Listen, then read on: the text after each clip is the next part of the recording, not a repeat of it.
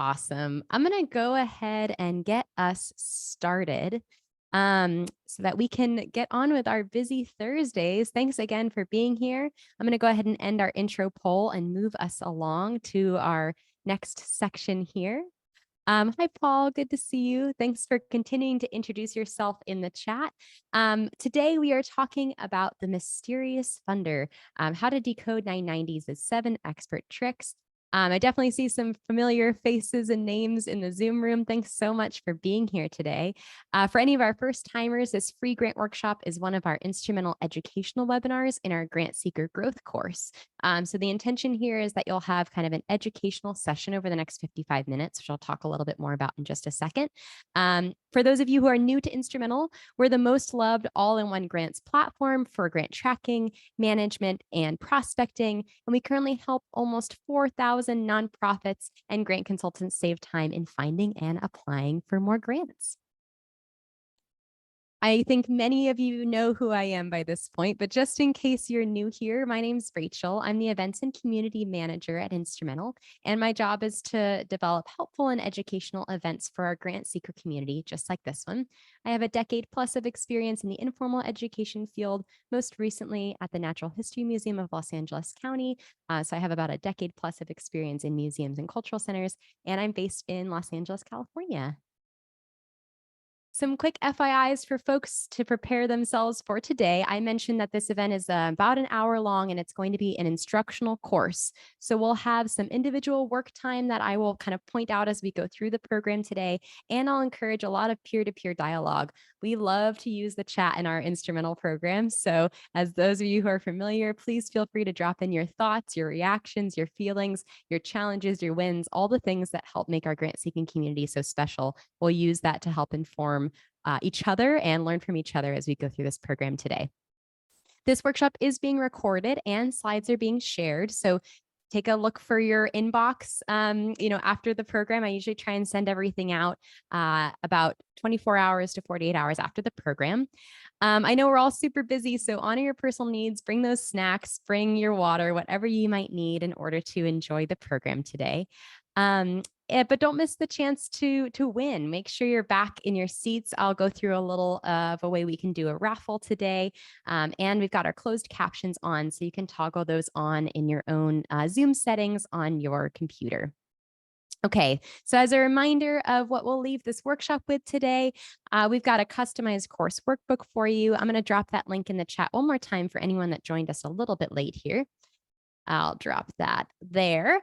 This is designed to help you brainstorm and document specific takeaways for today. So I've arranged it so that you can walk away with some practical tips to take back to your leadership or your organization. You'll also have access to our events resources page. Those of you who have done events with us before know the drill, but this is a special page where I compile all of the information that we've gone over during the session today, including links, the chat box in its entirety, so you can review the transcript if there's anything in there that you really want to get back to and take a look at. So bookmark this page. Currently, it's going to have a lot of blank spaces, and I'll go back in after our event today and fill it in with all the cool things we learned from each other. And lastly, we're talking about 990s today. So we're going to walk away with some highlights of 990s and some easy to use insights. So I'm going to give you some access to some of the best resources for digging deeper on 990s, in addition to just covering some of the kind of initial content that we want to know about our 990 forms. Hey, Rachel, good to see you again. Okay, cool. So with all those details out of the way, I'm really excited to kind of get you on board here and talk a little bit about where we're headed with this program. Today, we're going to start with a kind of general blanket understanding of what Form 990s entail and some of the important features of them. Some of this might be more familiar to our experts in the room. I saw we have a couple experts who are here. So some of that might be a refresher, but there might be some things that we need some quick reminders of. Those 990 forms are quite dense. So we'll talk a little bit about some of the highlights there. We'll also do a funder analysis with a case study that I've set up for us all to review today. We'll do some of our own funder research. And then I have got some expert tips to leave us with, some ideas for using 990s that you may have not heard of before, something to give you some little extra kind of Easter eggs in the 990s that you might find compelling. And we'll wrap up with a Q&A and general reflection of our time together today. As a reminder, this course is CFRE certified. So if you are already certified or interested in getting certified for CFRE, you can use this course towards your points for initial certification or recertification. So when you submit the feedback form at the end, that basically just means you've done the course, you've gone through the entire hour with us, and you've earned 1 point. You can submit those points to CFRE directly, and they will be able to track your certifications there. Plus, if you submit your feedback form at the end, I'm running a little raffle where you could win a $50 gift card to bookshop.org. So you might be interested in diving deep on some grant writing resources, or you might have some personal reading goals for the year. I know we're in June now, and I'm a little behind on my yearly reading goal, so I could use a gift card like this. But I'll be raffling that off as well. So please do share your feedback at the end of the program. You can also earn raffle entries by sharing your learning on LinkedIn. You can tag Instrumental. And if you include the hashtag Grant Seeker Growth, that's just a way for me to track engagement with the specific course and see who's getting a lot out of their learnings from these programs. So I really appreciate seeing all those fun tidbits on LinkedIn. Thanks for those who have shared. Lastly, I'll do a little post-event session. So if you have questions, if you're like, Rachel, that was a lot, or I need more information on something, I'll stick around and you can ask questions to me as we go through the program. If you have thoughts that are kind of bubbling up for you that you want to save for the end, jot those down in your workbook, and I'm happy to go over those during my office hours. Okay, I had a lot of housekeeping to get through, so let's get to the actual meat of our program today. I want to start us off with maybe a bit of a tricky question, but I'm curious to hear from you all. 990s, right? They're quite a beast to bear sometimes. And I'm curious to hear from the group in the room, what's the biggest challenge that you've faced when reviewing Form 990s? I have a couple of ideas here, so you need to pick one, which might be a little tricky, I admit, but I hope you can kind of narrow down what's your biggest challenge when you are reviewing Form 990s? Is it interpreting financial data correctly, identifying the most relevant information, or maybe you're feeling a bit of data overload when you're looking at these forms, actually finding the Form 990 for a particular funder, connecting your insights that you find from the Form 990 with your grant strategy, or something else? Share in the chat. I love to hear what other folks are experiencing so that we can reflect together. I will give folks a few moments to think about it, answer their thoughts. I see a lot of participants answering our poll and some great comments coming into the chat that I'll read aloud in just a sec.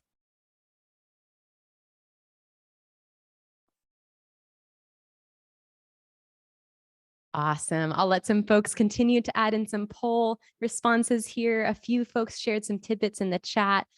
Lee was saying they're often missing vital information, and Cindy said the 990s are often outdated, with a lot of emojis coming in there. I love when people react and kind of add their thoughts here too. So it sounds like this is a common problem across our grant seeking community.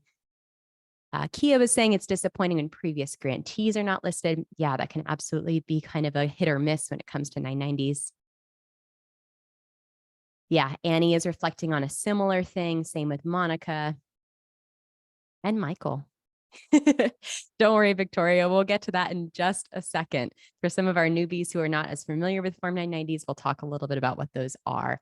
But I'm going to go ahead and end our poll and share our results so we can learn from each other and see what challenges we're facing with 990s.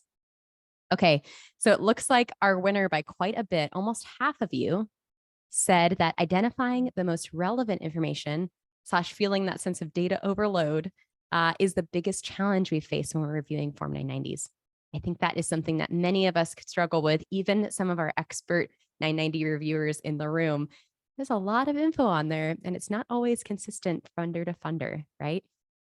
Kind of a tie for second place here. We've got interpreting the financial data correctly. For some of us that may be not as familiar with reviewing financial data to this kind of level of detail, this might be a bit of a challenge to review.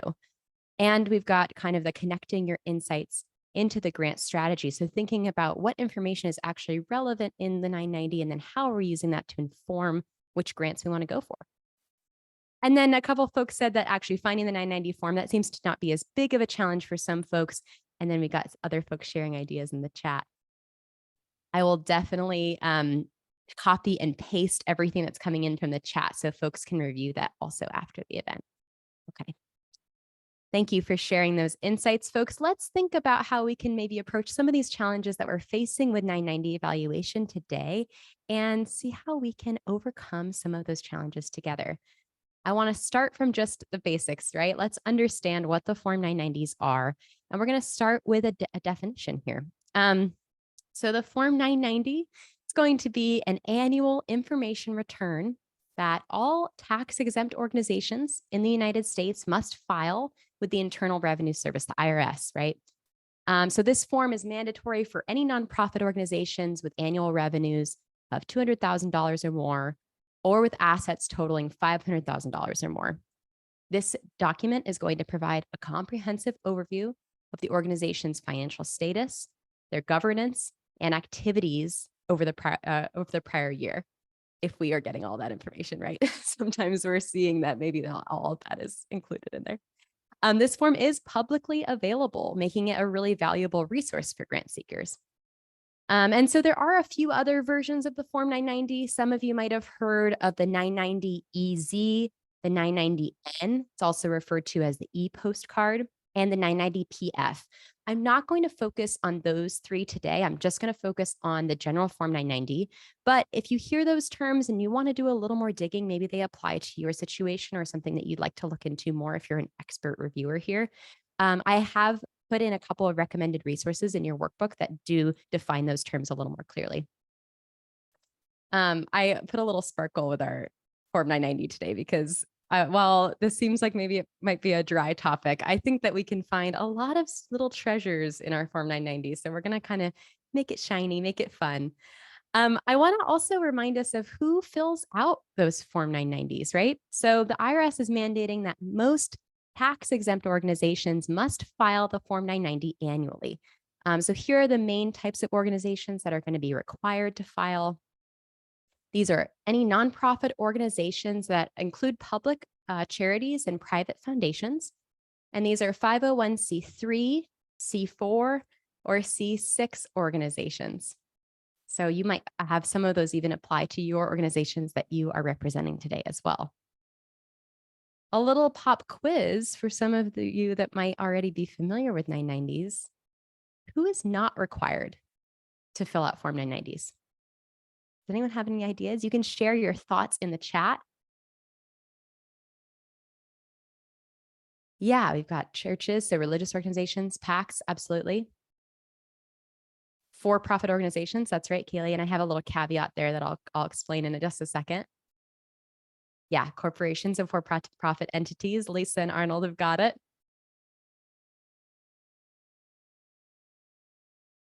Actually, Catherine, 501c4s are required, but it does depend on a budget requirement. So as a reminder for folks, if you're like, why isn't this 990 available to me? I don't quite understand.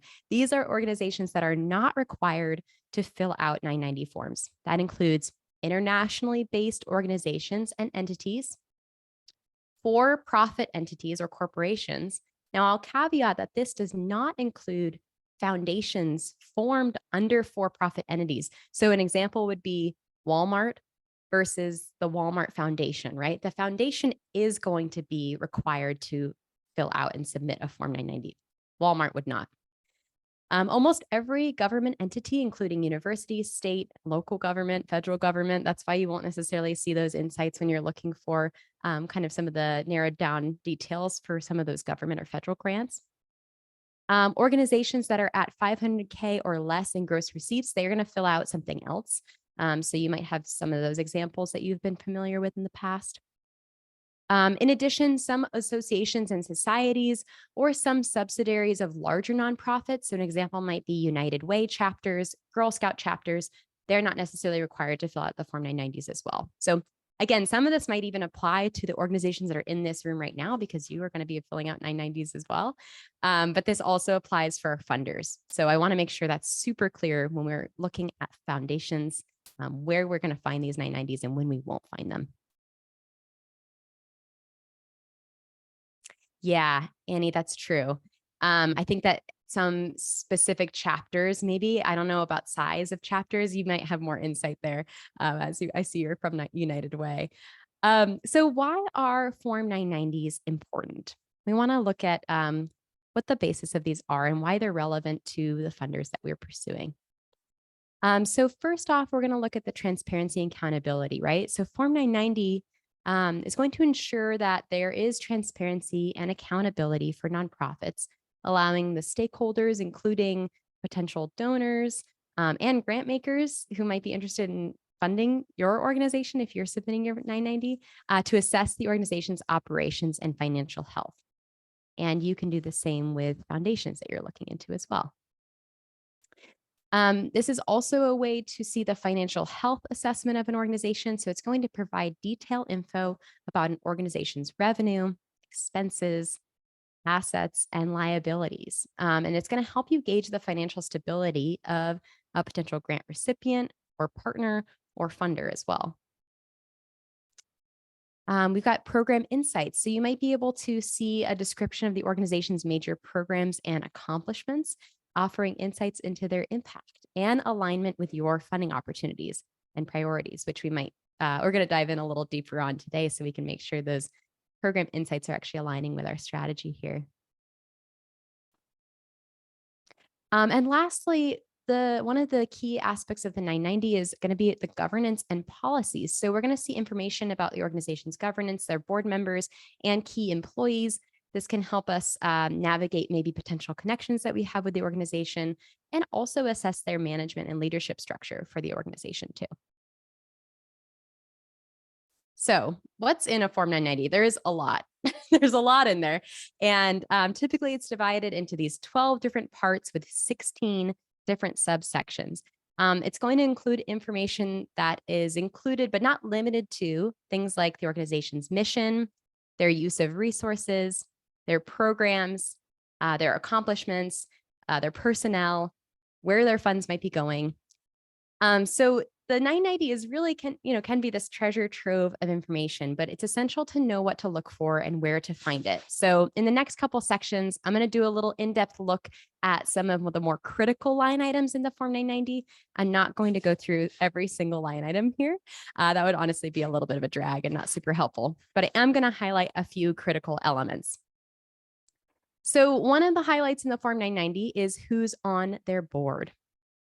So in part 8, you're going to find a listing of foundation's trustees, the average amount of time they spend each week on the foundation related activities, and compensation, if any, they're receiving for serving on the foundation's board. So you'll definitely want to review this list and identify any connections your nonprofit might have. There are opportunities to share this with leadership and see if there are networking opportunities that can help personalize your request for funding and ensure your proposal gets seen by their board. This is also a helpful way if your request doesn't necessarily indicate who your proposal should be addressed to. You could also look into this key people list here on the Form 990 and see who might be the president of the board, someone that you might want to address your proposal to make it more personal. So they also will include usually their mission and projects they support. So what kinds of programs or services they're awarding grants to and how it might align with their mission. So this part of the form is going to provide a quick snapshot of the organization's operations and financial health. Also just a good starting point for understanding the 990 form, kind of what they are giving currently. If their past grantees are listed, and there are some caveats that I'll talk about in a bit that include why they might not have past grantees listed.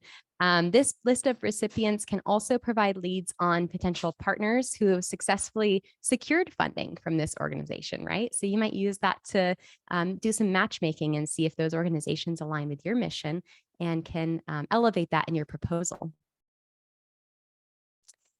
They will also include the size of grant awards. This will help you know if this particular funder is worth pursuing. So grant ranges will identify the range and amount of grants provided, allowing you to gauge whether your funding needs align with what the organization typically funds.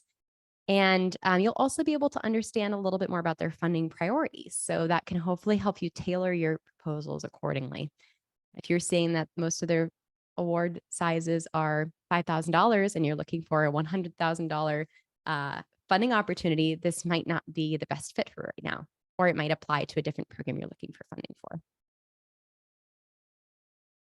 You'll also be able to see locations of past grantees. If those grantees are listed, the specific geographic locations will also help you see if they're giving in your area. And that can depend on if it's a nationally based organization that's providing services across the country, or if they're providing local services or local support for foundations that are, or organizations that are located in your region. So you can do a little digging there. And lastly, one of the most important highlights, I think, is openness to new grantees. To see whether or not you kind of have a chance with this funder, you can look back across years of 990s to assess if they are generally giving to recurring grantees year over year, or if they tend to be adding in a certain percentage of new grantees. And I'll talk a little bit about how we calculate that and how you might want to approach that when you're determining if a grant is a go or no go for yourself. So I'm curious, just as a sense from everybody in the room, I know there's a lot of info here, and you might be using all of the information I just shared in order to determine which is a good fit funder for you. But if you could narrow it down to the most valuable information that you find from 990s or research that you're doing on the funder, what would that be like for you and your organization? I have quite a few options here. So it might be the type of grants awarded, the average grant range and size, and I'll launch this poll so folks can respond here. Geographic focus of grant making, the list of past grantees, the missions and value statements that they may include, the names of those key staff and board members, or maybe it's something else, and you can share that in the chat. I already see some ideas here.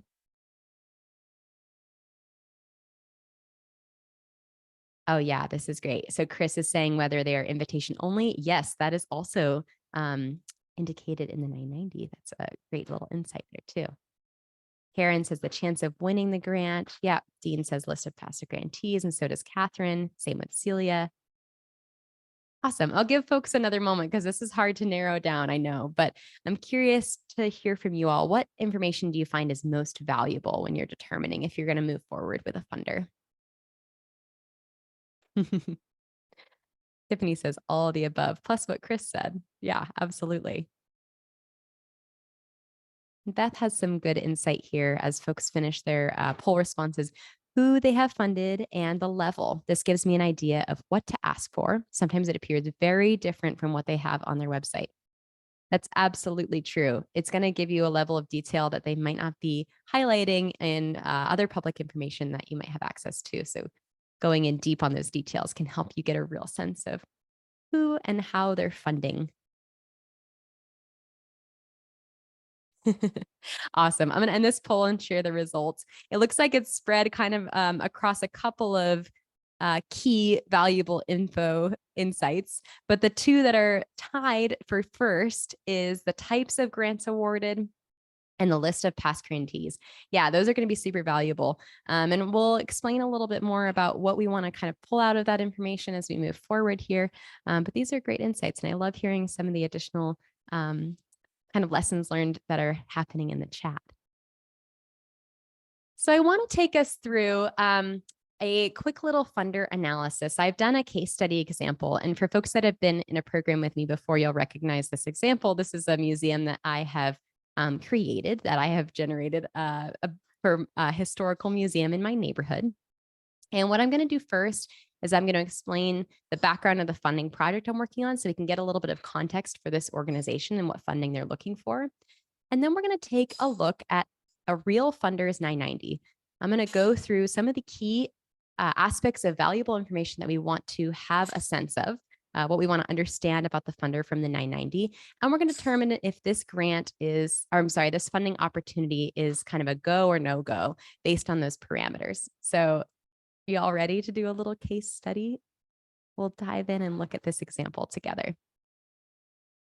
Okay, so my example here is going to be the Highland Park History Museum, to give you some background context on this organization so that we can best decide if this funder that I'm going to dive in on you with is a good fit.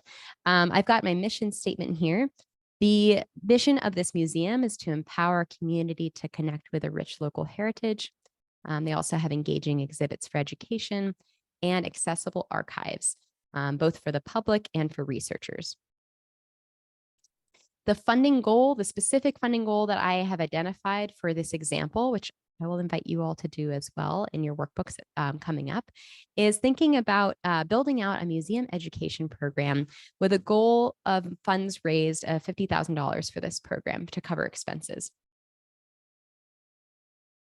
I've identified the specific program or project, like I mentioned, and so the funding needs for this are this museum education program. I've identified the specific needs of that program. So here I've clarified that we need funding to support curriculum development, evaluation with pilot student groups, and training for staff.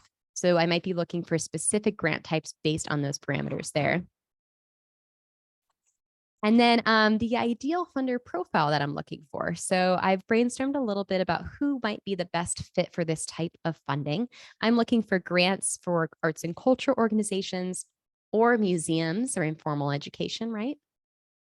I'm looking for funders who are giving in California, and even better, maybe they're giving in Los Angeles specifically. Oh, thanks, Catherine. And lastly, I want to make sure the funders have focus, maybe their values mention things like education, community, or history. So we're going to dive a little bit in on this today. We're going to look at a foundation that I have found. This is a real foundation called the Max and Victoria Dreyfus Foundation. And I want us to look at a couple of different categories. These are some of the key highlights of the 990 that I want to evaluate with us today. So we're going to go through these together. And what I'm going to invite us to do at the next stage is we're going to actually look through our workbook. But before we get there, I want to actually take a look at their 990 together. So let's do this. This is my first time doing this live. So let's see how this goes. Okay. So I'm an instrumental right now. This is actually, I've set up a search for my history education program. So actually one of the grants that was matched with me was the Max and Victoria Dreyfus Foundation grant. It was over here in my matches tab, and I added it to my tracker because it aligned really well, I thought, with my parameters here, but I want us to assess that based on the 990. So I click here, and I'm going to go ahead and take a quick look at the funder profile. And I want to make sure before I move forward, can everyone see my screen? They can see the instrumental funder profile here. Okay, cool. Just want to make sure it wasn't my slides, and then you'd be like, what is happening over there? Okay, so I can take a look at the funder profile. Now I'll show you how Instrumental breaks out this information in a bit, but what I actually want to do is look at the 990 with you all. So you can see here we have 990 forms as PDFs. I'm going to open up 2022s because that's the latest tax year that we have access to. We'll have 2023s probably coming up pretty soon. But this is going to be a rendering, an e-file rendering of the 990 form. So in Instrumental, we're literally pulling the exact information that the IRS provides and directly inputting it into the Instrumental portal. Going to take a look at a couple of key things in here. So you can see on this first page, this is going to be that summary of the organization. Some of you who are familiar with 990s probably have seen this a million times. Some of the things I want to take a look for here, I'm going to scroll down. We're looking for some of the key categories that I wanted to highlight today. One of them being key people. So if you look at part 7 here, you're going to actually see the list of officers, directors, trustees, foundation managers, and their compensation. So I want to take a quick look at some of these key people. We've got Mary Surrey, Elizabeth Brown. And for some context for this case study, I'm going to say that we actually shared already this key list with our executive director, and they actually have a potential connection to the vice president, Elizabeth Brown. So that's a cool, neat connection for my case study organization for the Highland Park History Museum. We've looked through and seen this key person here. We also want to take a look at the projects they're currently supporting. So I'm going to scroll down here. We're going to skip through some of the nitty gritty here. And we're going to take a look at the grants and contributions paid during the year or approved for future payment. This is going to be where we get into a lot of the nitty gritty of the past grantees. Oh yeah, I can magnify. Thank you for asking. Is that better? Yeah, I didn't realize how small these words would be. So here you can take a look at the grants that have been awarded. So this is going to give me a lot of insight into who the foundation is currently awarding grants to and if they might align with my organization. So it looks like from a quick perusal here, and I've done some review of these organizations, that many of their past grants, I can actually look and see what the purpose of the grant or contribution was. And I can see that many of them included general operating support or things like program support, or even, I'm going to scroll down until I can find it here. I think there was cultural grant support here as well that I specifically kind of highlighted. Oh, yeah, all the way down here, cultural programming. So all of this would align with something that my history museum might be looking for, right? There's also, I noticed, a significant number of past grantees that are in arts and culture organizations, again, aligning with my funding priorities when I kind of set up my initial brainstorm here. Additionally, I can also take a quick peek at the size of grants awarded. You'll notice in this last column here that all of these are indicating the award amounts, right? And when I did a quick perusal, you could actually, if you wanted to get really wild, you could copy and paste this information. I could literally copy this table and place it into ChatGPT and ask them to average out the amounts for me if you didn't want to be doing that work manually. But I went through and I kind of looked and scanned and said, okay, it looks like the average is around 8 to 10K-ish when I was going kind of scrolling through the amounts. So it's lower than the requested program support I was looking for. I had initially drafted that $50,000 request, but maybe I've set a minimum for myself as the grant writer for my organization and said, I'll apply to anything over 5K, right? Maybe that's my parameter for whether or not this grant will be a go or no go.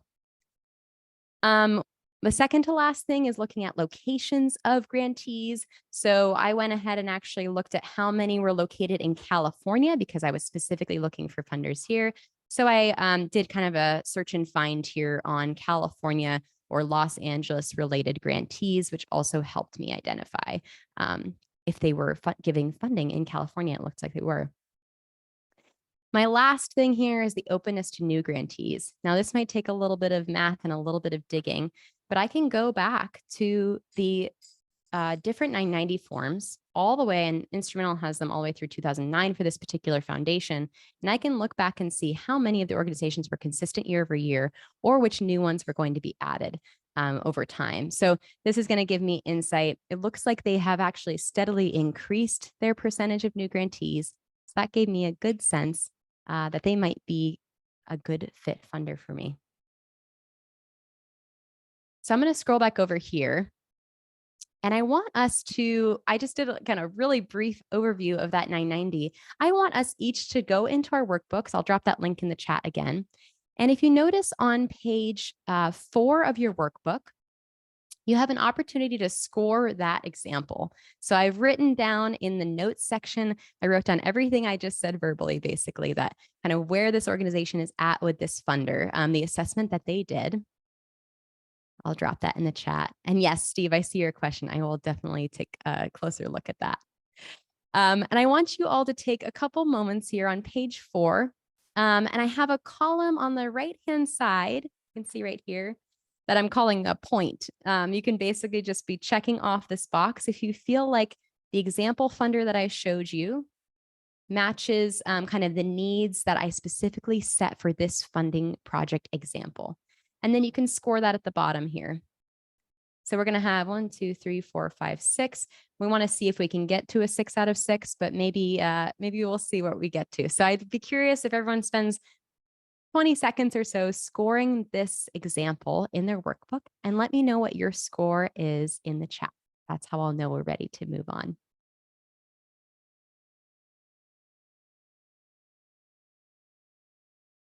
As a reminder for folks who haven't opened up their workbook yet, it's going to be this link here. We're scrolling down to page 4.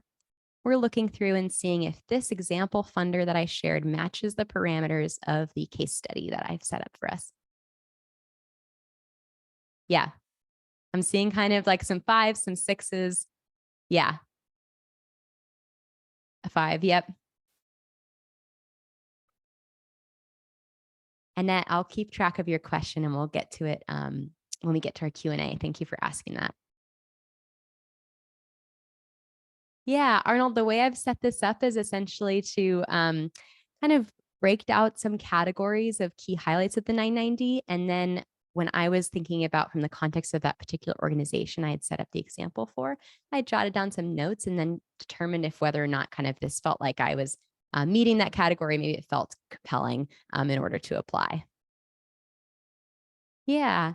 Okay, great. I'm seeing lots of scores come through. If folks have thoughts, were there any categories where you were like, I'm not really sure actually if this is a good fit or something that maybe didn't quite align, but you thought kind of maybe we're thinking on a little bit more? Any other kind of insights that came up?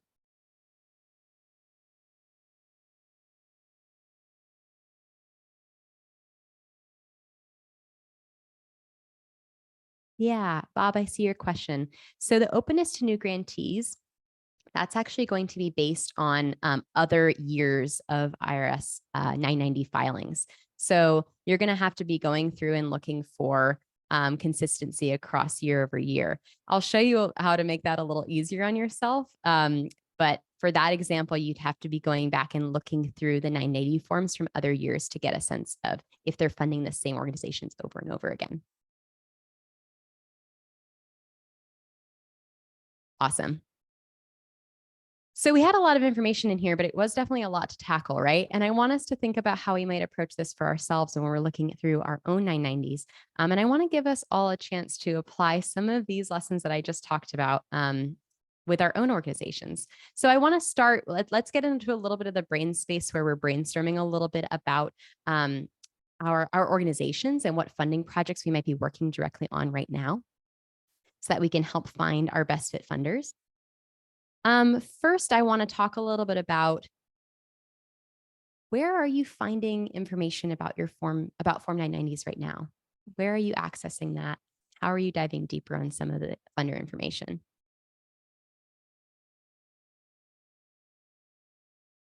Oh, yep. Annie's got GrantMakers.io. Christina's using Instrumental. GuideStar. Yes, absolutely. Dean's using a Google search. Elizabeth says Foundation Directory and ProPublica. Yes, absolutely. Yeah, GuideStar 100%. Instrumental. Going to the funder's website. Yes, Monica, that's a great shout out. Funders will sometimes list their 990s right on their website. Yep, Candid as well. Yes, and a Google search of 990, 100%. Yeah. So there's a lot of different sources for that. Finding this info can be a little challenging. I sometimes, when I'm looking at 990s, I look like this because there's a lot of info. And as we've mentioned in the chat, there are some challenges in finding all of this information. Where you can find this information, a lot of them were mentioned in the chat already. I'm probably biased, but I think one of the easiest ways is Instrumental. And I'll show you how you can dive in a little bit deeper on that if you're curious to see how easy it is. Some alternatives here, we're going to include the IRS website. So you can actually use the IRS exempt organizations select check tool. So this tool is going to allow you to search for those tax exempt organizations and view their Form 990 filings. You can also do bulk data downloads from the IRS, which can be useful maybe for those larger scale research projects if you have a team of folks who are supporting you on doing some deep dives on funders. You can also be using GuideStar. So you can create an account to access kind of the basic information and subscribe for more detailed reports there. There's also Foundation Center. That's going to be subscription based as well.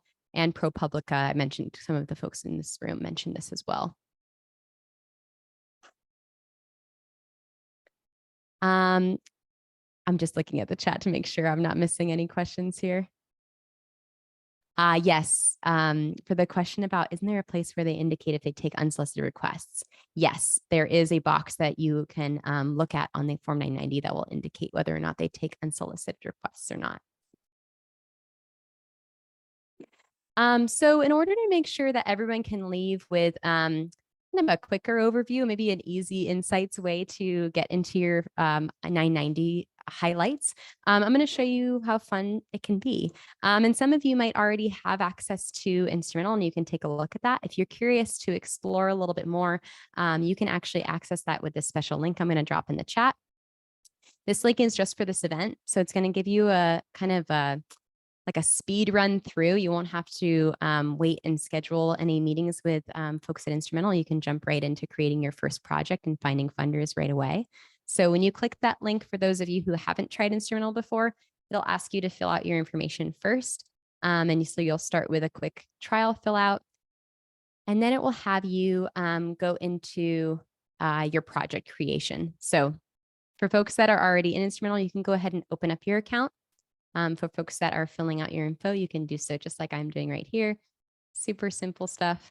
I've set up this example to be for that Highland Park History Museum, so we can kind of follow along on that case study and see how it might apply in Instrumental. You're going to indicate what type of organization you are, the organization name, and it should actually match you up if you already, if you are kind of filling out your organization name, you'd be able to fill it out right there and it'll auto match you.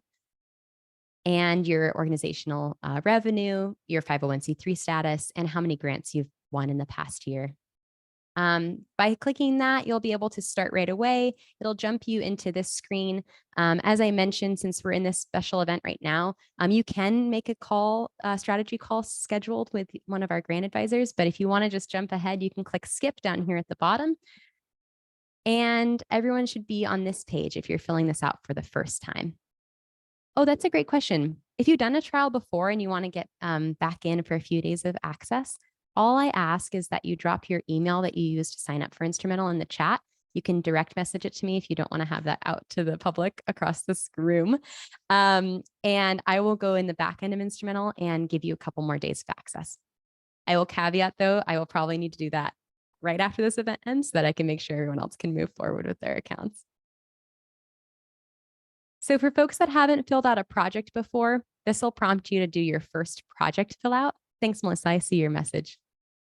You'll be setting up your project based on the funding parameters that you're looking for. So I'll be able to select where my funding or organization is located, the fiscal year that we follow, and then I'll get into the specifics of the project. This is going to help Instrumental's matching algorithm basically assess all of the information that we get from those Form 990s and match them to your specific funding project. So for this example, I am looking for funding for that history education program. I'll fill out information about the applicant type. I'm also, for this example, maybe going to work with a school. So I've indicated that I might be interested in seeing grants for schools as well. For this example, I'm not a faith-based organization, but if you are, you can indicate that here. And I'll indicate where the project location is being served. So for this example, it's in Los Angeles County, as I mentioned. You could also share that you're national in scope and look for funders that are providing funding nationally. Awesome, folks. And I just want to call out that I see folks messaging me in the chat, and I've got you all on my list. So no worries, I will get to you as soon as I can there. One of the most important things here is your fields of work. These are going to be the parameters that, again, set up your search for funding. So for this example, I'm looking for arts and culture funding opportunities for museum and cultural institutions and youth involvement in the arts. This will just help me narrow down based on the funders' NTEE codes and their other past grantees, making sure that there's alignment there when Instrumental is pulling my grants for me. The last couple questions it's going to ask here is the size of grants I'm looking for, how I'm using those funds. So this is going to be those grant types that we were talking about earlier, and the types of funders we want to see grants from. And once I've done that, the last step here, it's going to ask me if I want to invite anyone from my team. You can absolutely do that right now if you want, or you can skip that and come back to it later. And Instrumental is going to automatically start pulling in grants for me. So I'm going to be able to see this, for this example, it found 316 grants across 3 different kind of funder types. And I was able to dive in a little bit deeper and look at a particular funder. So I'm going to pause for a second. I know that was a quick overview. For those of you who are maybe trying Instrumental for the first time, it might take you a second to get those funding parameters set up. For those of you who are already users, give me a little thumbs up in the chat if you're ready for me to move on, and I'll talk a little bit about how some of those funder insights can be kind of highlighted in Instrumental here. Awesome. Getting some thumbs ups. Thanks, folks.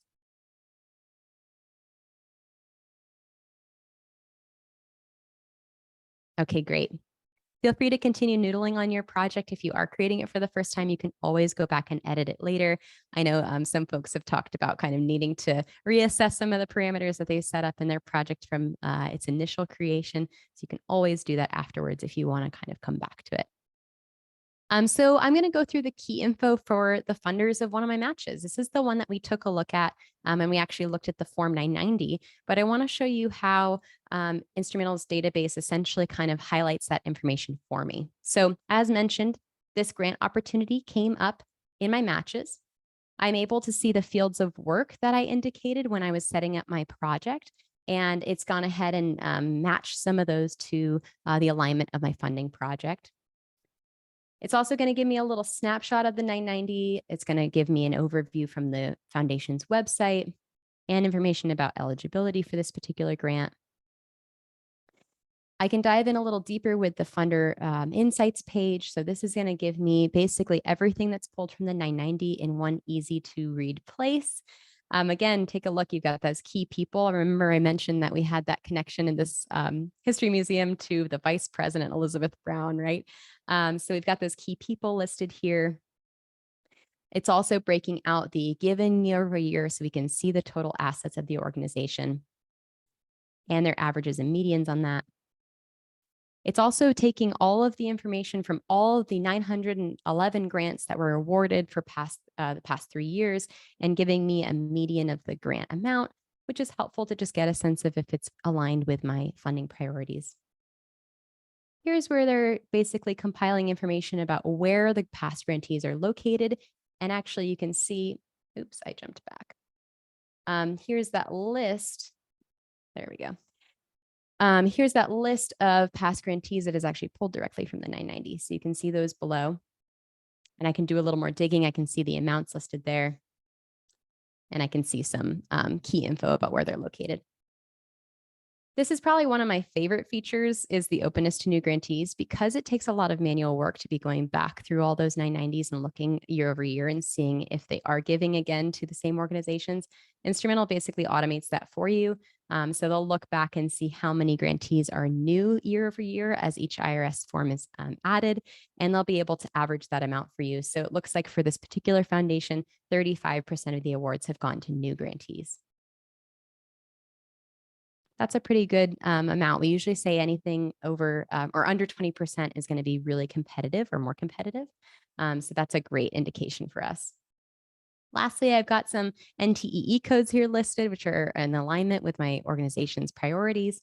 And I'm including a little opportunity note for myself and saving this to my tracker so that I remember why we thought this opportunity was a great fit in the first place. So I want to give folks an opportunity. If you want to take a chance to take a look at one particular funder, you can actually do this in your workbook. So I'm not going to spend too much time diving in on this right now because I want to give folks a little time to explore on their own. Each of us have such different parameters for our funders. So what I would suggest you do is in page 5 of your workbook, you'll actually see a blank space for you to be filling out your own information about a funding project. You'll see I've broken out the mission statement and funding goals for a particular project and those needs and ideal funder profile. And then below that, you'll be able to see kind of a blank space for you to fill out information about the funder. This could be from a 990 that you're pulling. It could also be from Insights and Instrumental. That totally depends on kind of how you want to find information about your funders. So save that for later, come back to it, make sure you get a chance to dive in and assess that for your own organization.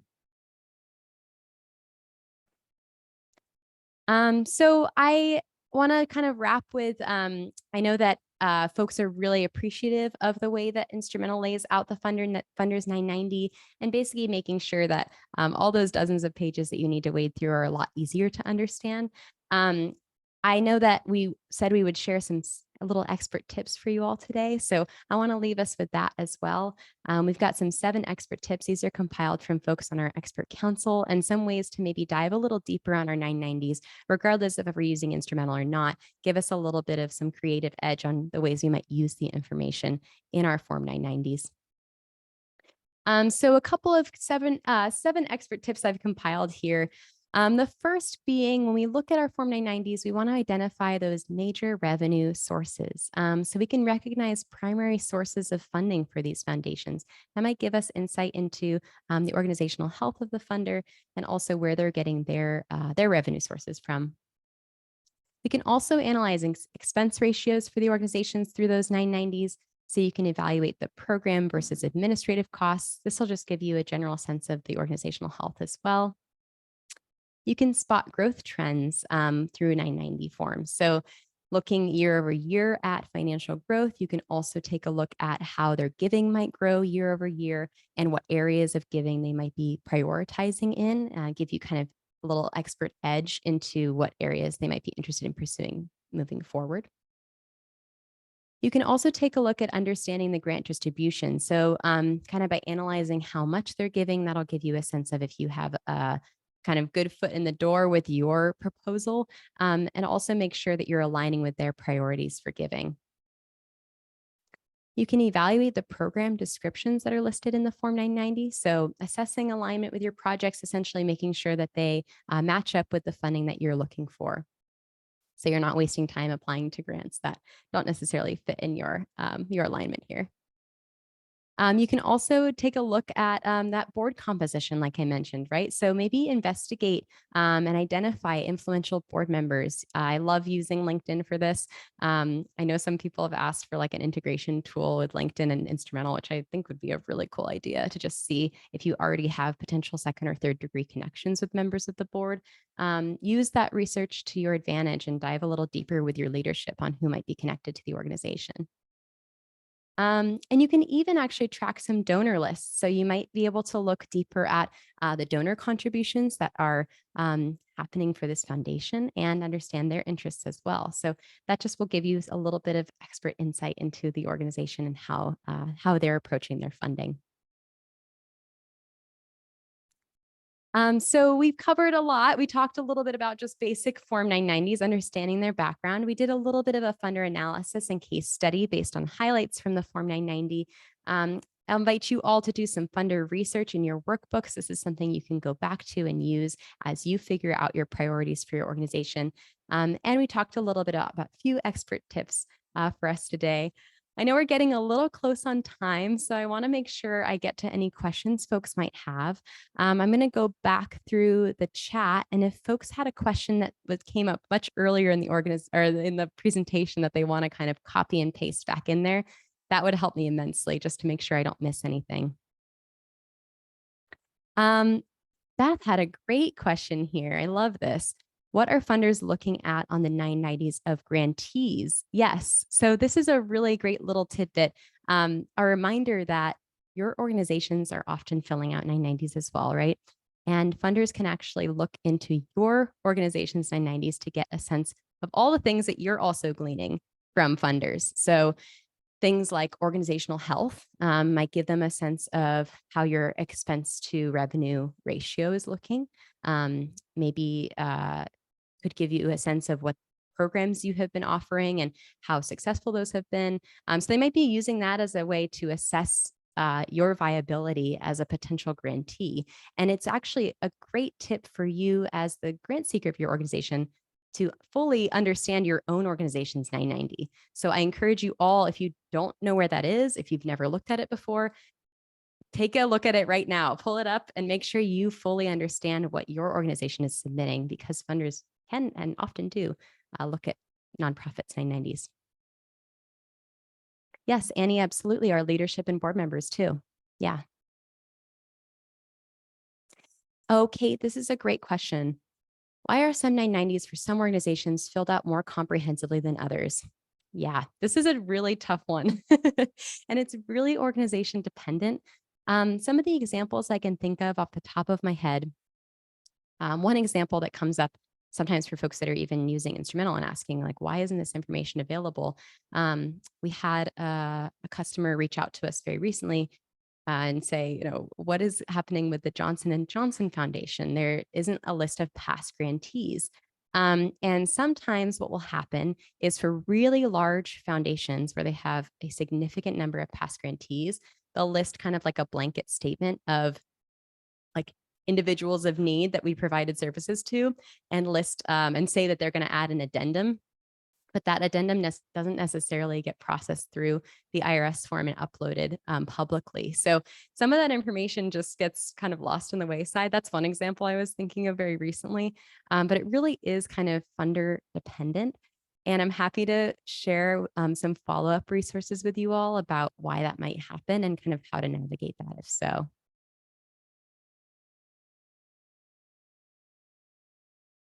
I'm taking a look here. Oh yeah, Kate says also a fun time looking at your local competitors 990s to see where their funding comes from. Wow, that's a real sneaky tip. I love that. So diving in on maybe some of the organizations that are also receiving funding from local funders and taking a look at where they're getting their funding from. Yeah, I'm trying to make sure I get to all these questions here. If there's any others that are super relevant,